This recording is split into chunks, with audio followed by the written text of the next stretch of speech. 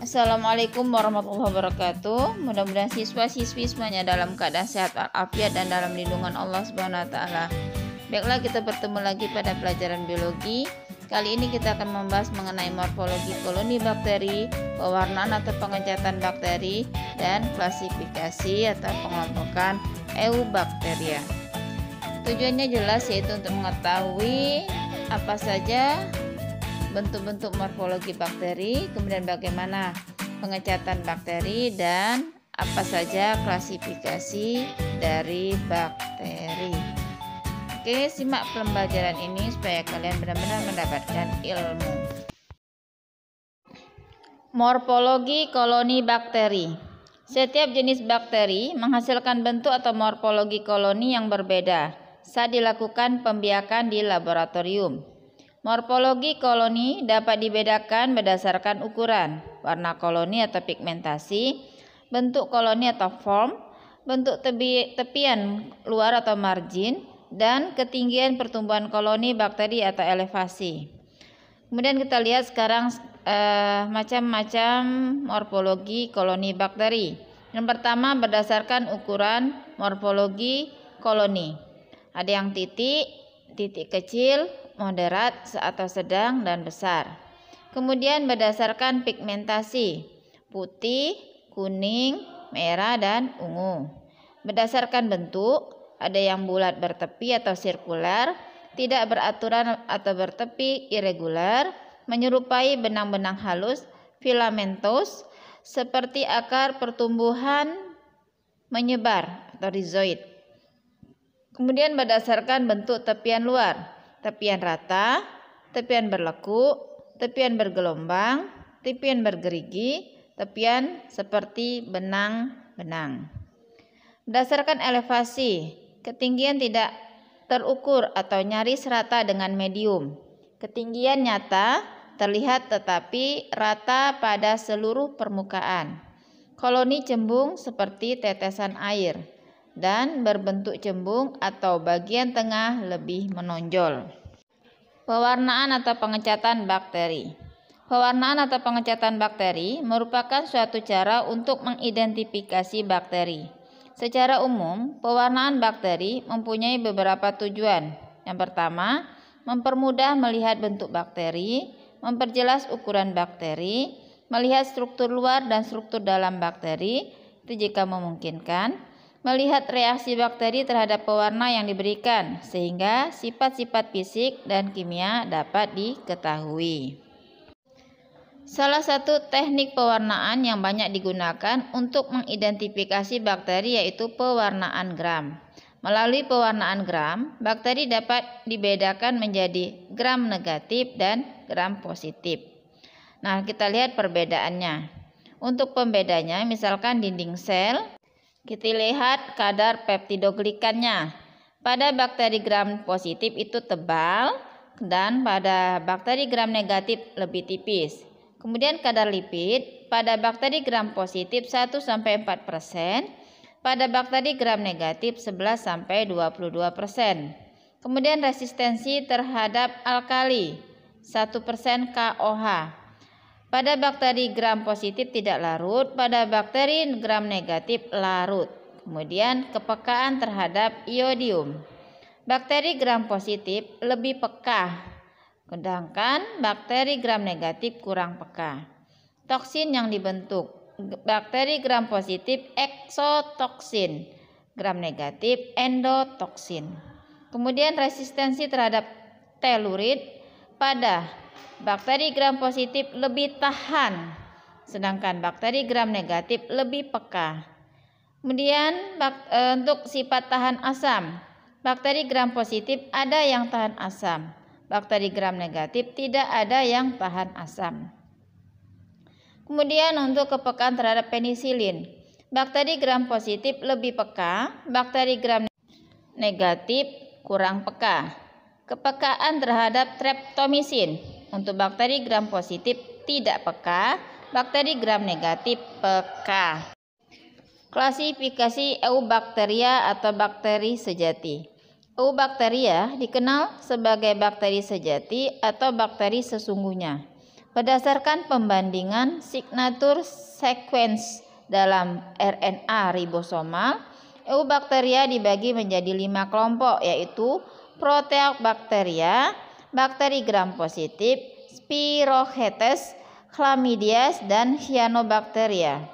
Ini berdasarkan sumber dari Campbell 2009. Kemudian Proteobacteria, kita lihat yang pertama, dibedakan menjadi 5 kelompok, yaitu Proteobacteria alpha, Proteobacteria beta, Proteobacteria gamma, Proteobacteria delta, dan Proteobacteria epsilon. Kita lihat satu persatu. Proteobacteria alpha dijumpai hidup bersimbiosis dengan tumbuhan, misalnya bakteri Rhizobium yang hidup dalam bintil akar kacang-kacangan. Bakteri ini dapat mengikat N2 dari udara yang akan digunakan untuk membentuk protein oleh tumbuhan inang. Yang kedua, Proteobacteria beta, misalnya Nitrosomonas. Bakteri tanah ini berperan penting dalam daur nitrogen di alam. Nitrosomonas mengubah NH4+ atau amonium menjadi NO2- atau nitrit. Kemudian yang ketiga, Proteobacteria gamma, misalnya bakteri sulfur seperti Thiomargarita namibiensis, yang memperoleh energi dengan mengoksidasi H2S dan menghasilkan sulfur sebagai produk limbah. Beberapa Proteobacteria gamma heterotropik bersifat patogen, misalnya Legionella penyebab penyakit legiun, Salmonella penyebab keracunan makanan, Vibrio cholera penyebab kolera. Contoh lain yaitu Escherichia coli yang umum ditemukan dalam tinja manusia atau mamalia lainnya dan biasanya tidak patogen. Proteobacteria delta, misalnya kelompok Myxobacteria dan Bdellovibrio, suatu jenis bakteri yang menyerang bakteri lain. Kemudian yang kelima, Proteobacteria epsilon. Sebagian besar spesies dalam kelompok ini bersifat patogen bagi manusia atau hewan. Contohnya Campylobacter penyebab keracunan darah dan radang usus, dan Helicobacter pylori penyebab sakit emah. Kemudian kita lihat sekarang bakteri gram positif. Anggota bakteri gram positif ada yang dapat berfotosintesis dan ada yang bersifat kemoheterotrof. Bakteri ini dapat membentuk endospora ketika keadaan lingkungan kurang menguntungkan. Contoh bakteri gram positif yaitu Clostridium botulinum, Bacillus anthracis, Staphylococcus, Streptococcus, dan Streptomyces. Spirochetes. Spirochetes berbentuk spiral dengan panjang 5 sampai 250 mikrometer. Spirochetes merupakan bakteri gram negatif dan bersifat kemoheterotrof. Spirochetes hidup bebas atau sebagai parasit dalam tubuh manusia dan hewan. Contoh yaitu Treponema pallidum yang mengakibatkan penyakit sipilis. Borrelia burgdorferi penyebab penyakit Lyme atau Lyme disease. Penyakit Lyme adalah jenis penyakit menular pada manusia dan hewan dengan perantara atau vektor kutu Ixodes scapularis. Penyakit ini diberi nama Lyme dari kata Old Lyme, suatu kota di Connecticut atau USA, tempat pertama kali kasus ini ditemukan. Kutu Ixodes scapularis umumnya mengisap darah burung, hewan peliharaan, hewan liar, dan juga manusia. Seterusnya Chlamydias. Chlamydias merupakan kelompok bakteri yang berukuran paling kecil 0,2 sampai 1,5 mikrometer. Chlamydias hanya dapat hidup sebagai parasit dalam sel-sel makhluk hidup lain. Contoh Chlamydias yaitu Chlamydias trachomatis yang dapat mengakibatkan kebutaan. Seterusnya, Cyanobacteria. Cyanobacteria dahulu dikenal dengan nama ganggang hijau biru atau blue green alga. Cyanobacteria mempunyai pigmen klorofil, karoten, dan pigmen tambahan. Pigmen tambahan berupa picocyanin, pigmen biru, dan picoerythrin, pigmen merah. Pigmen-pigmen tersebut mengakibatkan warna Cyanobacteria beraneka ragam. Contoh Cyanobacteria yaitu Anabaena yang mengakibatkan air sawah berwarna hijau, dan Oscillatoria rubescens mengakibatkan air laut merah di timur tengah berwarna merah. Berdasarkan sumber nutrisinya, bakteri dibagi menjadi dua kelompok, yaitu bakteri autotrof dan bakteri heterotrof. Bakteri autotrof adalah bakteri yang memperoleh makanan dengan cara mengubah bahan anorganik menjadi bahan organik. Berdasarkan sumber nutrisinya, bakteri autotrof dibedakan menjadi dua, yaitu fotoautotrof dan kemoautotrof. Bakteri autotrof yang pertama yaitu fotoautotrof.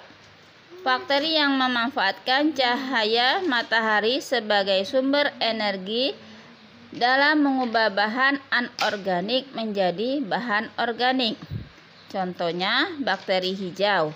Bakteri pigmen hijau yang disebut Bacteriopyridin atau bakterioklorofil. Kemudian bakteri ungu yang memiliki pigmen ungu, merah, atau kuning yang disebut bakteriopurpurin. Kemudian bakteri kemoautotrof. Bakteri yang memperoleh energi dengan cara mengoksidasi senyawa-senyawa kimia anorganik, yaitu contohnya bakteri Nitrosomonas memperoleh energi dengan mengoksidasi senyawa amonia menjadi nitrit. Kemudian bakteri Nitrobacter yang memperoleh energi dengan mengoksidasi ion nitrit menjadi ion nitrat. Selanjutnya bakteri sulfur, Thiobacillus, yaitu menggunakan hidrogen sulfida atau H2S dan senyawa sulfur lain untuk memperoleh energi dengan mengoksidasi senyawa tersebut menjadi sulfat. Selanjutnya, bakteri Gallionella dan Hydrogenobacter, yaitu memperoleh energi dengan mengoksidasi gas hidrogen menjadi air. Selanjutnya, bakteri heterotrof. Bakteri heterotrof adalah bakteri yang memperoleh energi dari bahan organik yang berada di sekitarnya. Pada umumnya, bakteri heterotrof bersifat parasit dan sapropit. Kita lihat sekarang yang bersifat parasit, yaitu memperoleh makanan dari inangnya, hidup dalam tubuh organisme lain, bersifat patogen. Contohnya Mycobacterium tuberculosis yang menyebabkan penyakit TBC pada manusia. Selanjutnya bakteri sapropit, yaitu memperoleh makanan dengan cara merombak bahan organik yang berupa sisa-sisa organisme atau produk organisme lain menjadi anorganik melalui fermentasi. Kemudian merupakan salah satu organisme pengurai atau dekomposer di alam. Bersifat apatogen atau tidak menimbulkan penyakit. Contohnya Escherichia coli dan Clostridium sporogeus. Berdasarkan kebutuhan oksigennya, bakteri dibedakan menjadi bakteri aerob dan bakteri anaerob. Bakteri aerob adalah bakteri yang memerlukan oksigen untuk memperoleh energi. Contohnya Nitrosomonas, Nitrosococcus, dan Nitrobacter. Nitrosomonas dan Nitrosococcus mengoksidasi amonia menjadi nitrit melalui reaksi kimia berikut. Kemudian nitrobakter mengoksidasi nitrit menjadi nitrat melalui reaksi kimia berikut. Perhatikan ya. Selanjutnya bakteri anaerob, yaitu bakteri yang tidak memerlukan oksigen untuk memperoleh energi. Bakteri ini memperoleh energi dari perombakan senyawa organik melalui fermentasi. Bakteri anaerob dibedakan menjadi bakteri anaerob obligat dan bakteri anaerob fakultatif. Bakteri anaerob obligat hanya dapat hidup jika tidak ada oksigen, misalnya Clostridium botulinum dan Micrococcus denitrificans. Adapun bakteri anaerob fakultatif dapat hidup jika ada oksigen maupun tidak ada oksigen, misalnya Lactobacillus dan Escherichia coli. Baiklah, demikian pembelajaran kita kali ini. Mudah-mudahan kalian benar-benar paham dengan apa yang telah Ibu jelaskan. Baiklah, jawab pertanyaan dari Ibu. Yang pertama adalah tuliskan morfologi koloni bakteri berdasarkan bentuknya digambarkan. Kemudian yang kedua, apa saja tujuan dari pewarnaan bakteri? Selanjutnya, apakah yang dimaksud dengan bakteri autotrof dan bakteri heterotrof? Dan apakah perbedaan antara bakteri yang bersifat anaerob obligat dan yang bersifat anaerob fakultatif? Berikan masing-masing contohnya. Oke, Ibu akhiri. Wassalamualaikum warahmatullahi wabarakatuh.